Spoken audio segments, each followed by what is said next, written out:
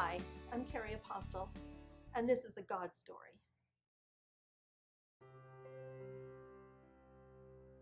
A few days after my husband's memorial, I was alone for the first time, and I just wanted to disappear inside my television set, just get away from reality and disappear. So I turned it on, and I got Cox Communications' wonderful message, V58. My television wasn't working. I was completely in quiet. I couldn't believe that God would take away sound in my house.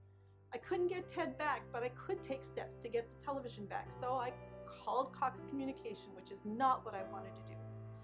I called them and went through all the prompts and eventually got to Miss Marla in Cari, Louisiana. I didn't want to like Marla.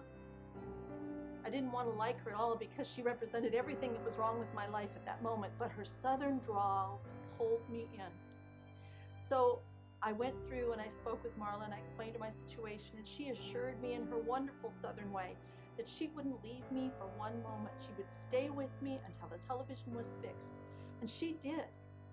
Then a few days later, she called back because we had to go through the process of moving the account from Ted's name into my name. That's not an easy thing to do. And she stayed with me through that whole process.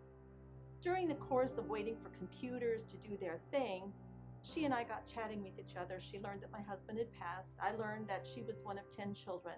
I learned that her auntie was a quilter, like I am, but that her auntie didn't care much for Marla.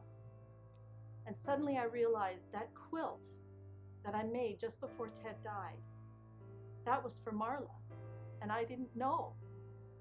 At the time, I was wondering, Lord, why did I make this quilt? Who is this for? Because I could finish that quilt. I could say, Marla, someone in Phoenix appreciates you.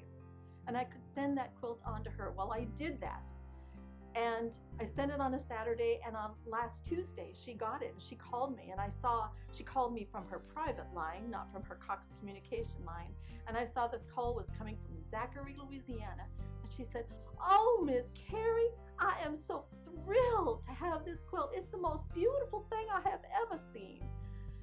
And I just had to rejoice at that moment, because I could have just wallowed in the pain and the anguish and the suffering that I was feeling, but instead I just did the next right thing.